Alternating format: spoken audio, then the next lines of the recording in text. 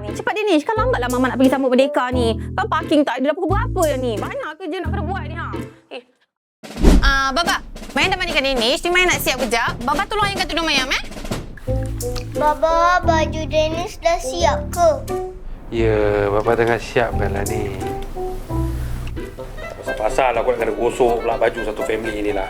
Padahal boleh je aku nak berehat ke apa hari ni. Nak pergi mancing ke apa. Yang tudung ni pun satu hal. Apa yang Susana nak gosok ni daripada tadi tak hilang kedut-kedut.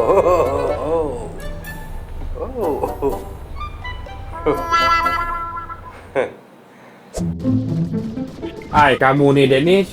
Orang nak menyiapkan kamu sibuk nak main telefon lah. Nak minum susu lah. Apa sedap nak ke susu ni? Sedap lah, Ba. Letak dulu tepi tu lah.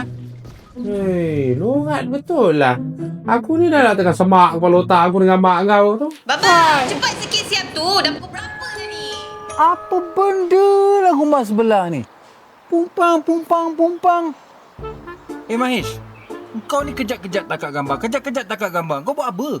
Ayo Haji, saya tengah update isteri saya lah.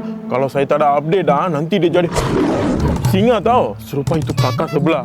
Takut saya. Alah, kau tak payah takut lah. Kau dengan aku duduk sini relax je. Tak payah takut. Tak payah takut. Tak payah. Okey Ji. Ji, Chong sudah mari. Chong dah sampai.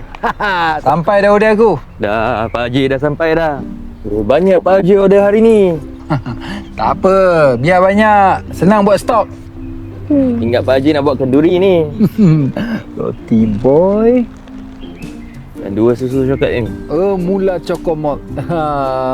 Ini 3 ni kalau dah gabung, meletup. Enjoy. Aku gerak dulu.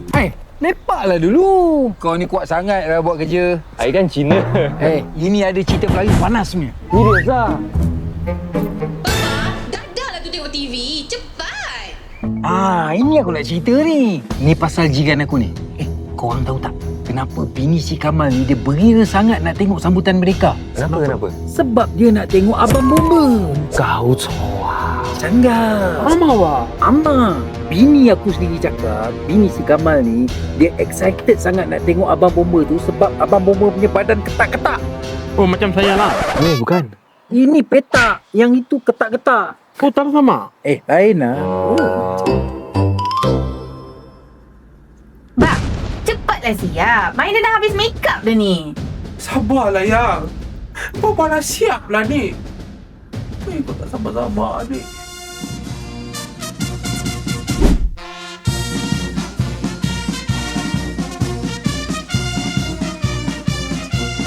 Dah. Jom, kan lambat pula.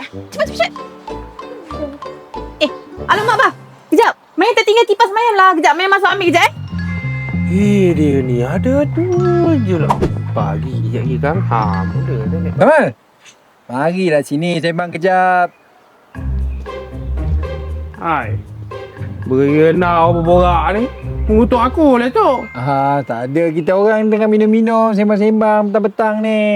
Mal, apa benda lah yang kita orang tengah kecoh sangat dari tadi tu kat dalam? Bini saya tu Pak Haji. Sekabut saya ni lah. Time-time macam ni nak ajak saya pergi celebrate Merdeka lah, apalah. Tak pasal-pasal saya nak kena korbankan hari cuti saya tu. Padahal boleh je saya nak berehat kat rumah tu. Tak pun pergi mancing ke. Kamal, engkau tahu tak? Pengorbanan orang dulu-dulu kalau dibandingkan dengan kita sekarang ni, kecil je Mal, kecil. Betul. Orang dulu-dulu tu, kalau dia orang tak berjuang, kita semua ni takkan merasa tau. Nikmat yang kita dapat sekarang ni. Aku ni dulu Mal, separuh nyawa tau. Ni kau nampak parut dekat tangan ni. Ini nasib baik aku dapat mengelak peluru. Kalau tak tepat ke jantung ni tau, tak ada dah aku sekarang ni. Itu macam kucing kori saja. Bini lah.